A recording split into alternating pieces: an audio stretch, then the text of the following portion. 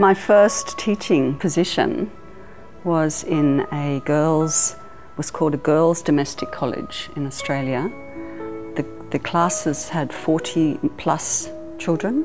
Many of the children had behaviour difficulties, many were migrants with language difficulties. And it just became very clear to me that the way of going into a classroom, standing in front of a class with 40, 45 children and trying to drum something into them was completely inadequate.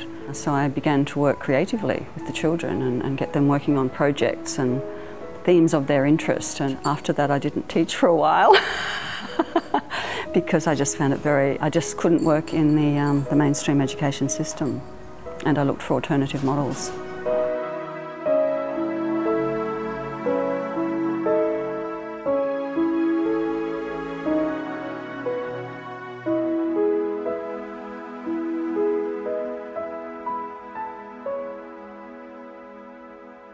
Australia is to many people seen as very remote and very exotic and very far away and so on, which in one way is isolating, but in another way I think it actually gives us quite an objective view of other places and what's going on in the world. About 15, 20 years ago we were having a big crisis in Australia with our young people. There was a suicide epidemic among particularly young men aged 15 to 24, a lot of them in isolated rural situations in the country. And it was a big shock to the whole country, really, to educators, parents, psychologists, doctors. All of a sudden there were these figures coming out that we have 400 young people a year dying from their own hands, so one a day, just unbelievable. So all of a sudden this big emphasis came in to produce changes in the education system, changes in the practices of medicine and counselling and so on.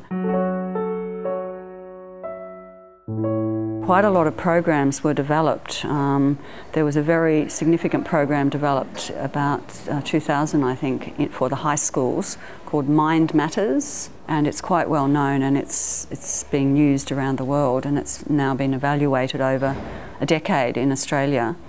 And I'd say all of the high schools in Australia now have been using that program. And they've also now introduced, just about 3 years ago, Kids Matter, which is for primary schools. Both of these programs draw very heavily on the social and emotional education programs that had been developed previously. And there's many other programs as well, but basically as a result of this big emphasis on developing sort of resilience and protective skills in young people, thankfully the suicide rate has gone down quite a lot.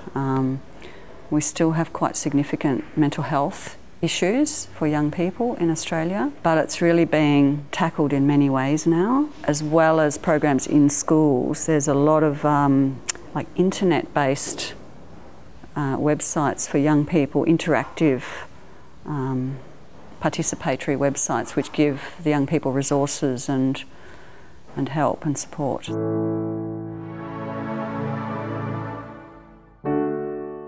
I think Australia has a very good opportunity to continue to be very creative and innovative, because the Australian government, in creating a national curriculum, has actually created these openings for alternative approaches to be part of the national curriculum. I think that's a very big thing, and I think that exchange of ideas will actually infiltrate across the different systems. So I think we have a very bright future.